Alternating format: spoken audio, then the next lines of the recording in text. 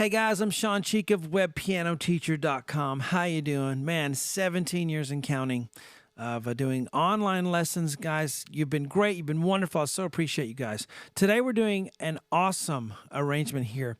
This is a hard request. If someone wanted this, if you look on YouTube, look up Matt Bellamy of Muse, the band, the big band Muse, and he's playing a Chopin etude adaptation is what it really is.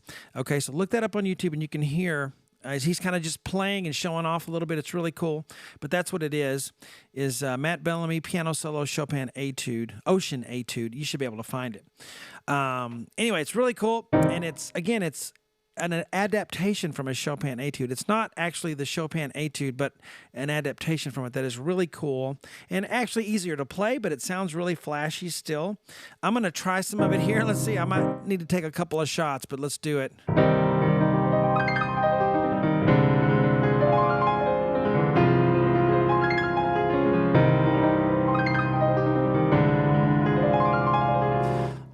There we go. So there's a little taste of it. It's just a bunch of arpeggios, and it's a little interlude thing that he does. And if you know any of the Chopin etudes, Chopin was just a master of the piano, especially. If you had to pick, one composer that was the master of piano, and that was his thing, it had to be Frédéric Chopin. Born in 1810, died in 1849 at the age of 39, but he gave us wonderful piano music that has affected piano music ever since. And, without Chopin, there wouldn't be the way Rachmaninoff writes. There wouldn't be the Liszt pieces that we have. There wouldn't be, I don't even think, some of the Tchaikovsky stuff. But anyway, Chopin really affected the way the piano was used and played. And his etudes are designed to work on a technical difficulty. Whatever technical difficulty you can have on the piano, people would write exercises as a piece of music to try to work on that. And so you think, oh, that sounds kind of boring. A lot of them were, but not Chopin's. Chopin's etudes were some of the greatest works he ever produced. In fact, maybe his greatest works were the etudes because they're so beautiful at the same time. But this etude, I don't play it. I just, I try. I've went through it, but I haven't really worked on it really hard. But it's very difficult, the way Chopin wrote it. But Matt is taking that and doing an adaptation, which is something that sounds like it. It kind of follows the chord progression, but it's his own way of doing it, and it sounds really flashy and cool. Now, he misses a lot of notes on it, okay? But I've missed notes, and I would hate for someone to catch me on a bad night. But he misses a ton of notes, but it's still very good, and I tried to correct all of those. But that's what we're doing, his little intro. Isn't that neat? We can do these things on Web Piano Teacher, things you'd never hear anywhere else. People want to play something, so they hire me to do it, and then everyone else, hey, turns out a lot of other people wanted to learn to play this too. So that's what's neat about our community that we have on webpianoteacher.com. Let's take a look. I'm going to show you how this works, okay? So we start off in the key of C minor here. We're actually in C minor the whole time, but you're going to look for B, E, and A flats, along with other flats as well that might show up. But you're going to have a few flats, C minor chord to start with, and we're going to play C way down here. Now, I want you to look. Chopin wrote something like this. Something like that, where both hands are going up. Well, Matt does it this way, which actually ends up being a lot easier to do. You're just doing arpeggios. But it still, captures that etude sound. All right, so it's an adaptation. E flat, G, C, E flat, 1, 2, 4, 5. Okay, left hand on a low C. Play that first. Now look, your right hand doesn't have to go anywhere. Stay there because you already have.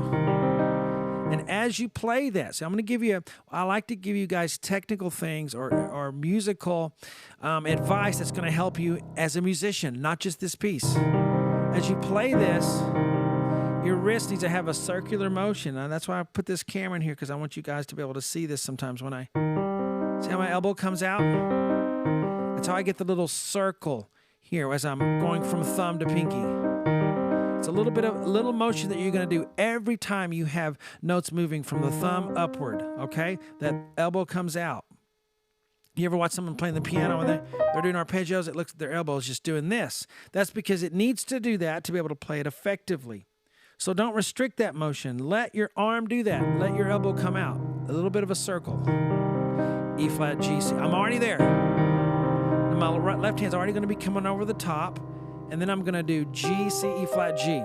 So if the left hand's playing it, I put the curved line, the slur mark, underneath the group of notes, okay? If the right hand's playing it, I put it on top.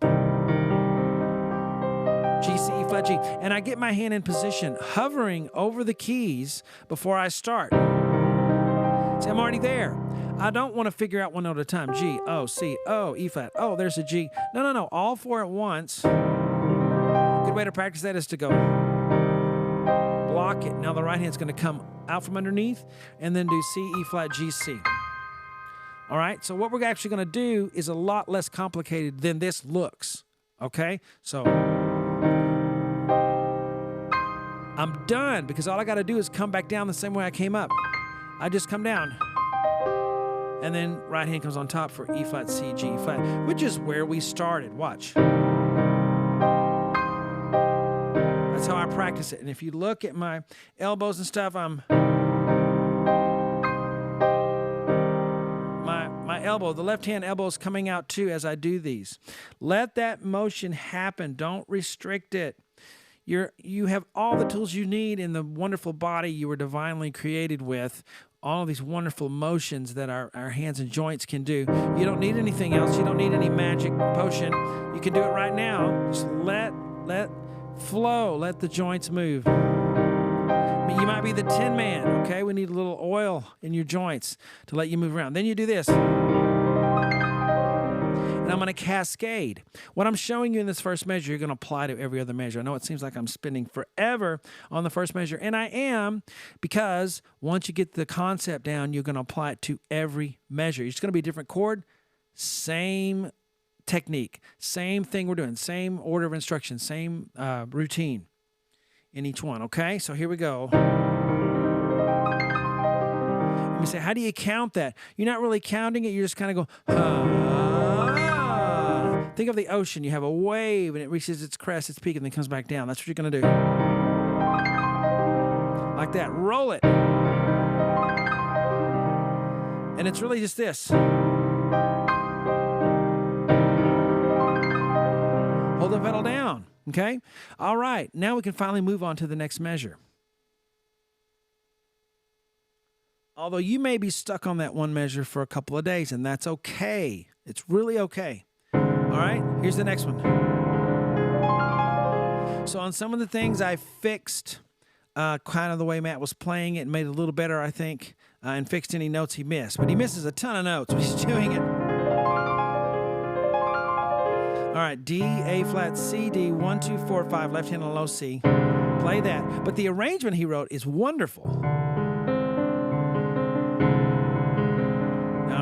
I'm doing that motion, remember? Don't forget the motion of the ocean. Let it do this. Motion of the ocean. You got to do that. Oops. Then F, A flat, C, D as the left hand comes over. Only 4 notes. And then the right hand, F, A flat, C, D, F. But do you see how it's all a chord? All the notes in here are just a repeat of F, A flat, C, D. Over and over. And I roll to the top. And as I get to the top, I do this. See my elbow come out? Just rolling it like that. And as I roll it, I'm letting the weight of my hand take me to that. It's not like each individual finger is having to work each time. I'm using this motion of pressure, of gravity to roll it. It's not like this. It's gravity propels it, okay? So practice it slow. First measure.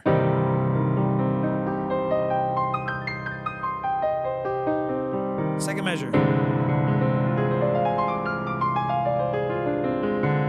Okay, next measure, okay? So you wonder what the first measure was? Chord-wise, C minor. This one is a, what can I call that the best? A D half diminished. D, F, A flat, and the C makes it a D diminished, but it's half diminished because there's a C on top instead of a B natural. It's not that. It's a C. So half diminished over a C bass. D half diminished 7 over a C bass.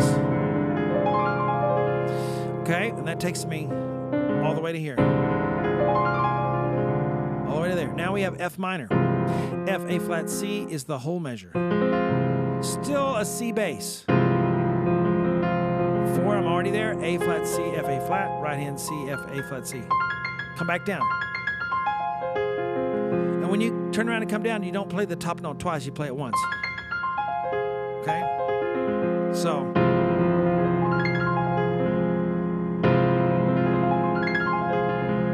All right, and then we're back to C minor. Exactly the same way we played in the first place, guys. And then the last measure here is the D half diminished 7 over the C bass that we already did. Beautiful chord, okay? Let's try the whole thing. Matt Bellamy's adaptation of the Chopin Ocean Etude, Opus 25, number 12, I think.